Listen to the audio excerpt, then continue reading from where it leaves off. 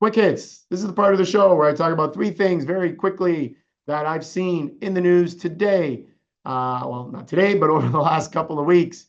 And some of this, I'm sure many of you would recognize. First one, Canada signs a new security and defense pact with the European Union.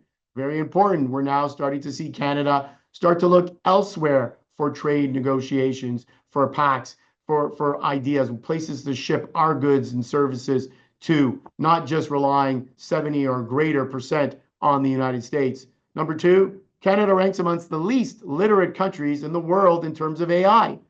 I found that shocking because I know many people in Canada, many businesses taking on AI and incorporating AI into their business models. And all I hear is people raving about how AI has changed the way they do business, has changed the way businesses function. So AI going into a business and turning around, making it more efficient. So I find it hard to believe, but we have a chart or we have some commentary that shows this.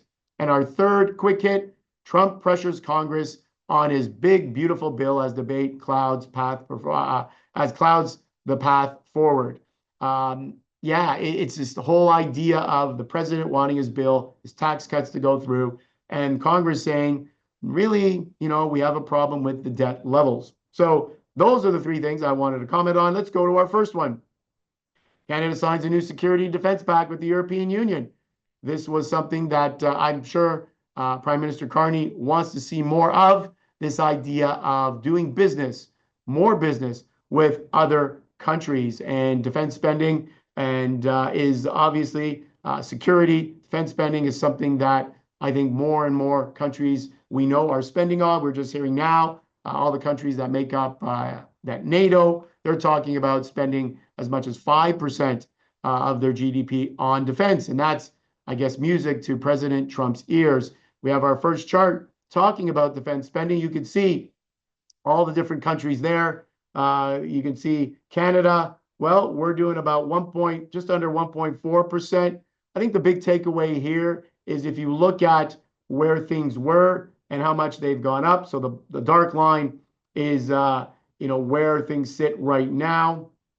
And the light blue line is 2014. So you can see countries are definitely spending a lot more on defense.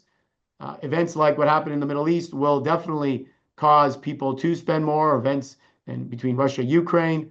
So a lot of European countries looking to spend more, which is driving their economy. Spending more definitely drives their economy. Whenever government spends more, if they have the money to spend and they don't take on a lot of debt, that can help drive the economy.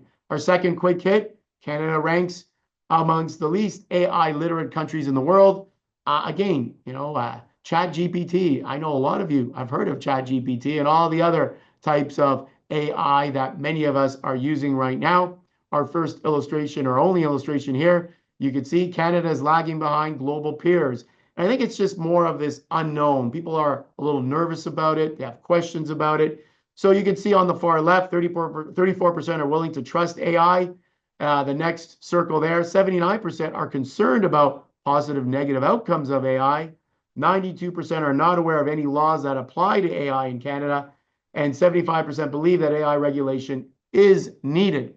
And I think we're going to see more and more of that as time goes on. Here you have a quote from KPMG right underneath. As we navigate AI, organizations must acknowledge Canadians' concerns, especially around cybersecurity, privacy, and unclear regulations. While there's apprehension, there's also hope that AI can deliver real benefits.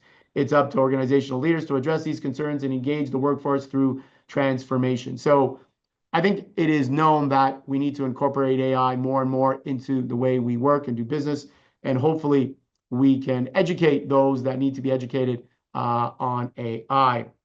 Our last quick hit, Trump continues to pressure Congress to get his one big beautiful bill passed. And interesting thing is that you have a very mixed, feeling towards his one big beautiful bill.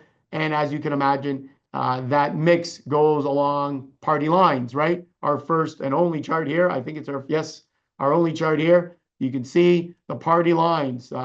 It's unfavorable by 64% versus 35%. The Democrats overwhelmingly unfavorable, 85%. Whereas you look at Republicans, they come in at 61% in favor.